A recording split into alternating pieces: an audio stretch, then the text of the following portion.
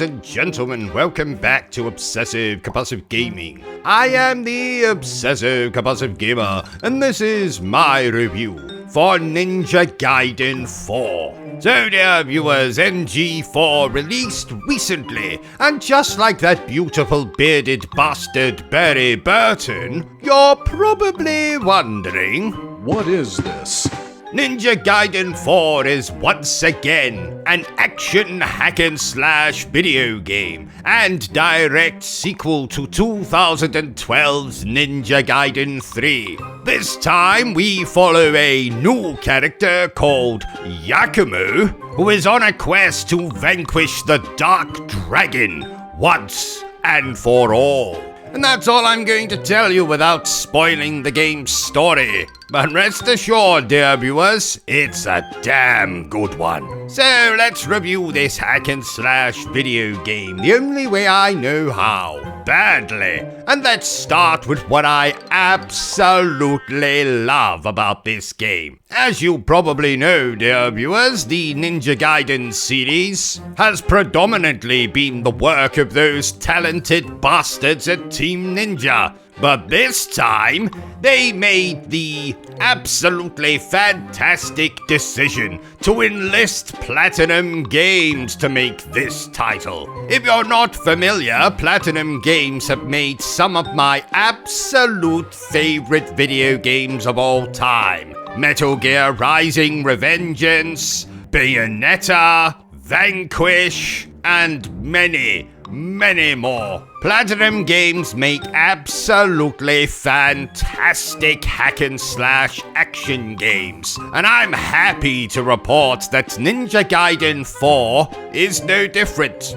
The gameplay here is the absolute best that it's ever been. Light attacks, heavy attacks, combos. Yakumo also has something called a blood raven form, which is essentially a technique that manipulates his blood and the blood of his enemies to create powerful weapons that strike down many foes at once. You'll also be glad to hear that Ryu Hayabusa is indeed playable here, and he has a fairly similar moveset and tools that he's had in the previous entries in this series, such as the Izuna drop and the flying swallow, which has always sounded like a sex position to me, but alas. This game also has fantastic platforming and set-piece sequences, where Yakumo can ride on rails, fly through the air using a glider thing,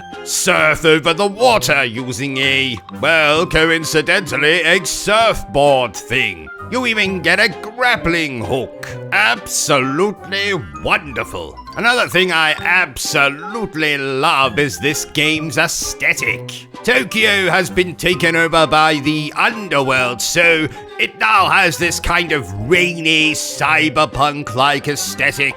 And like most of the other Ninja Gaiden games, you have stages set in the city, in the forests, in the underworld itself, caverns, shrines, and thankfully you have plenty of time to explore these locations because, and I could be wrong here, this might just be the longest entry in the Ninja Gaiden series to date.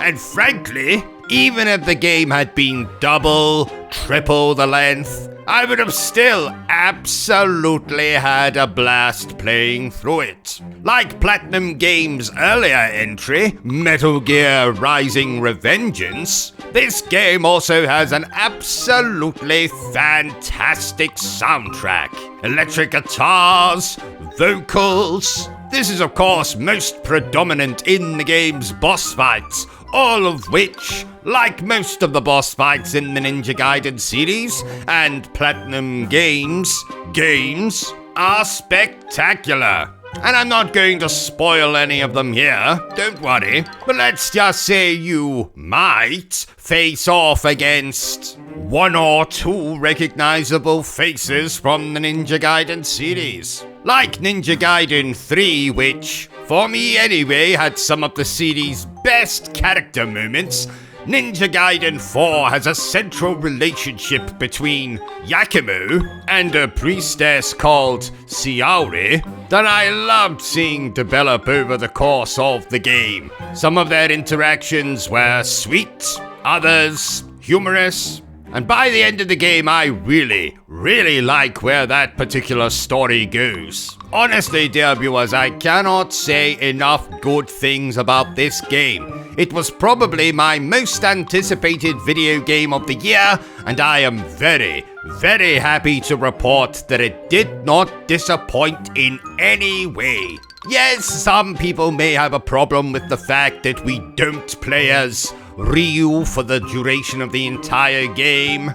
His stages are probably the weakest in the whole game if I was ranking the stages themselves. But do not let that deter you, dear viewers. This is an absolutely fantastic character action game, or hack and slash game if you will. It's one of Platinum Games' best. It is definitely my current favorite Ninja Gaiden game, and it may very well be my game of the year.